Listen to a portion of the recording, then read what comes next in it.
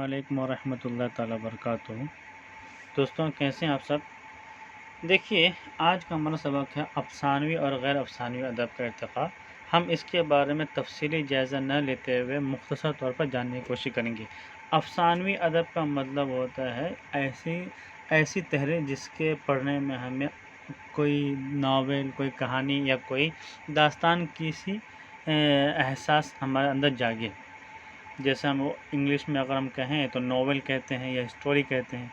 इसको उर्दू में कहते हैं नावल, कहानी, अफ़साना, दास्तान। तो इसको कहते हैं अफ़सानवी। और गैर अफ़सानवी में क्या क्या आता है। गैर अफ़सानवी अदब में जैसे ख़ुतूत निगारी, सफ़रनामा, रिपोर्टिंग और ऑटोबायोग्राफ़ी, सवाने निगारी, इन सब को कहते हैं गैर अफ़सानवी अदब। तो हम ये जानने की कोशिश करेंगे कि अफ़सानवी और गैर अफ़सानवी अदब असल में नसर का इर्तिक़ा कब हुआ।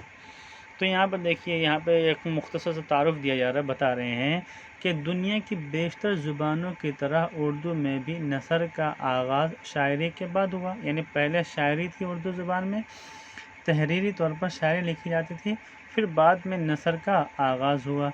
जदीद तहक़ीक़ के मुताबिक उर्दू नसर की इब्तिदा 8वीं सदी हिजरी से हुई और नज़म की तरह नसर के इब्तिदाई नमूने छोटे छोटे मजहबी रिसाले और सूफिया के मलफूज़ात, यानी वो बातें या गुफ्तगू जो किसी शख्स से सुनकर लिखी जाती है, इमला, वो इसको जैसे अरबी में कहते हैं इमला,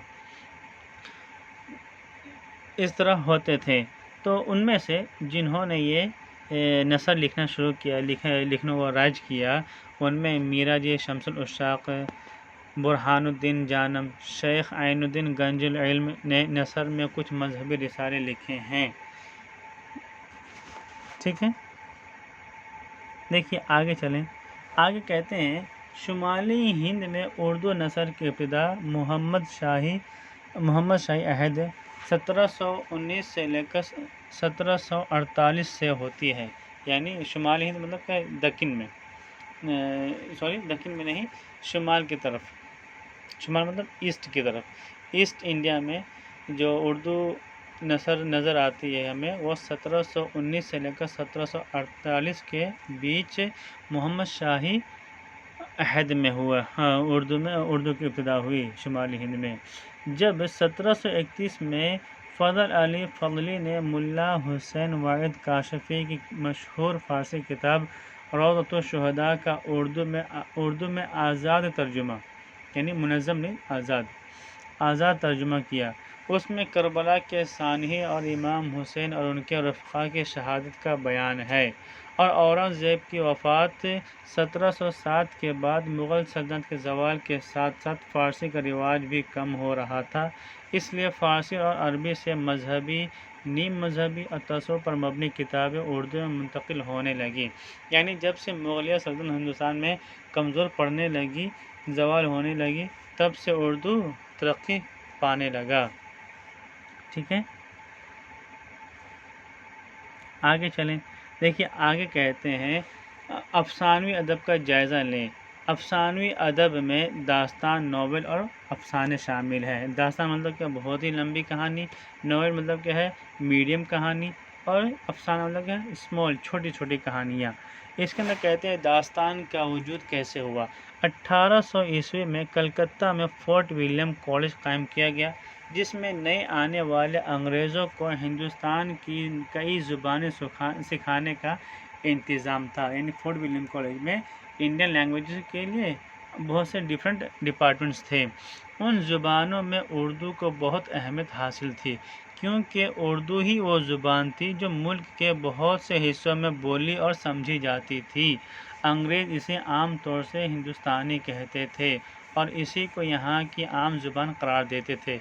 यानी वो फ़ोर्ट विलियम कॉलेज में बहुत ज़्यादा लैंग्वेज सिखाया जाता था, हिंदी, मराठी, संस्कृत और पर्शियन, मगर इन सब लैंग्वेज में जो अहम लैंग्वेज थी वो है उर्दू ज़ुबान। अंग्रेज़ इस उर्दू ज़ुबान को हिंदुस्तानी लैंग्वेज यानी हिंदुस्तानी वर्ड कहते थे, क्योंकि ये उर्दू ज़ुबान in most part of the country was spoken. Okay. Us college میں اہم رول ادا کرنے والے ڈاکٹر جان گلکرسٹ جو ایسٹ انڈیا کمپنی کے ملازم تھے، وہ 1783 میں ہندوستان پہنچے. ان کو ہندوستانی زبان سے دلچسپی پیدا ہو گئی اور انہوں نے قواعد لغت اور بول چال کی زبان پر انگریزی اور اردو میں کئی کتابیں لکھیں.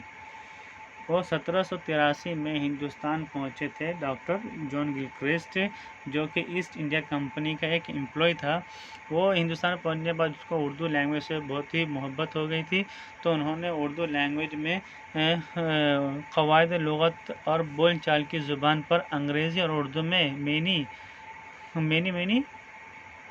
بکس روٹ کیے. ٹھیک ہے.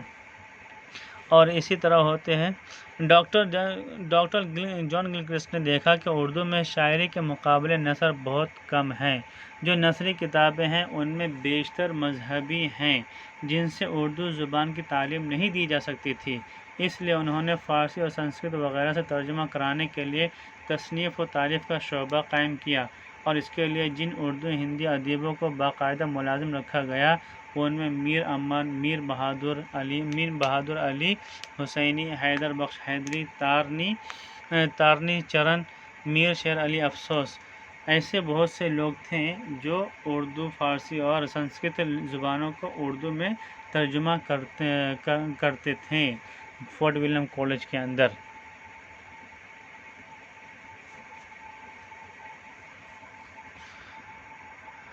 ٹھیک ہے.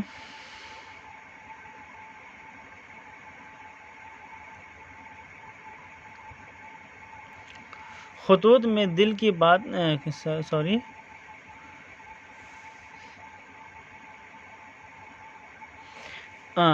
جب وہ ہندوستان میں فارسی سنسکرت زبانوں کو ترجمہ کیا جا رہا تھا، اردو میں ترجمہ کی جا رہی تھی، اسی ٹائم میں غالب کے ایک عزیز خواجہ امان نے بھی فارسی کی مشہور داستان بوستان خیال کا اردو میں کیا. اس دور کے نثر لکھنے والوں میں غلام امام شہید اور غلام غوث بے خبر کے نام بھی قابل ذکر ہیں.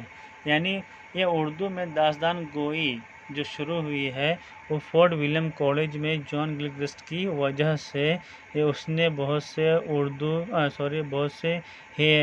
فارسی سنسکرت زبانوں سے اردو میں ٹرانسلیٹ کروایا، اردو اور فارسی کے ادیبوں سے.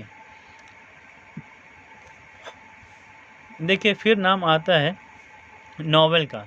ناول انگریزی زبان کا لفظ ہے جس کے معنی انوکھے اور عجیب یا نرالے کے ہیں. کہا جاتا ہے کہ انگریزی کے اثر سے ناول اردو میں آیا. The word novel came into Urdu because effect of English language. لیکن اردو نثر کی تاریخ میں داستانوں کا دور ختم ہونے کے بعد 20ویں صدی تک کے زمانے میں سورج پور کی کہانی، سبودھی کہودی، داستان جمیلہ خاتون اور خط تقدیر کے علاوہ کہانیوں کے ایک مجموعے مرآت النساء کی موجودگی یہ ثابت کر دیتی ہے کہ ناول اردو ادب میں بہت پہلے سے موجود ہیں. پھر ڈپٹی نذیر احمد کے ناول اردو ادب میں اپنی افادیت اور اہمیت رکھتے ہیں. نذیر احمد نے اپنے ناول کو سماج میں پھیلی برائیاں دور کرنے کا ذریعہ بنایا.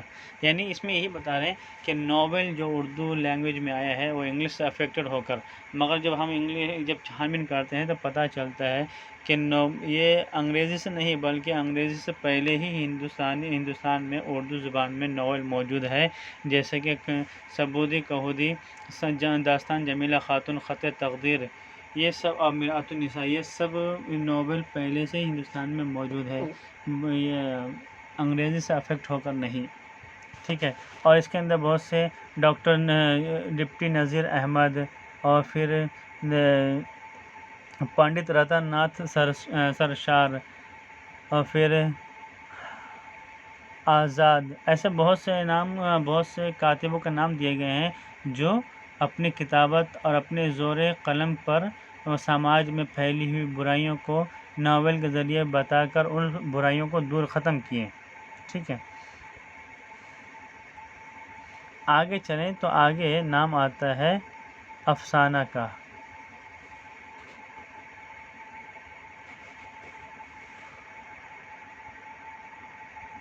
دیکھیے یہاں پہ افسانہ کا نام دیا ہے۔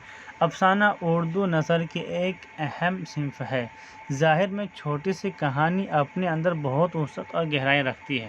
افسانہ ایک چھوٹی سی کہانی ہوتی ہے مگر وہ اپنے میننگ کے اکارڈنگ بہت ہی میننگ کے تھرو اور بہت ہی گہرا اور بہت ہی گہرا معنی رکھتی ہے، گہرائی رکھتی ہے اپنے اندر۔ یہ غزل کی طرح کم الفاظ میں بڑی بات بیان کرتا ہے، یعنی جس طرح ہم غزل میں چھوٹے چھوٹے جملوں سے ایک بڑا معنی پیش کرتے ہیں، اسی طرح افسانہ بھی چھوٹے چھوٹے الفاظ میں، یعنی کچھ مختصر سے مطلب ایک پیج 2 پیج کے اندر ہی بڑی کہانی ہم بیان کر دیتے ہیں، بڑی بات بیان کر دیتے ہیں، اور زندگی کے ہر پہلو کی نمائندگی اس کے ذریعے کی جاتی ہے۔ اردو نثر میں افسانے کی روایت تو پریم چند سے بہت پہلے شروع ہو چکی تھی۔ سجاد حیدر یلدرم، نیاز فتح پوری اور سلطان حیدر جوش یہ سب لکھنے والے ہیں، افسانہ نگار ہیں، اور کہتے ہیں کہ ہم افسانے کے ذریعے زندگی کے مختلف پہلوؤں پر سائڈس پر روشنی ہائی لائٹ کر سکتے ہیں، جس کے اندر پریم چند کا بھی نام آتا ہے، سجاد حیدر یلدرم، نیاز فتح پوری، سلطان حیدر جوش، یہ سب افسانہ نگار تھے اردو لینگویج زبان میں، ٹھیک ہے۔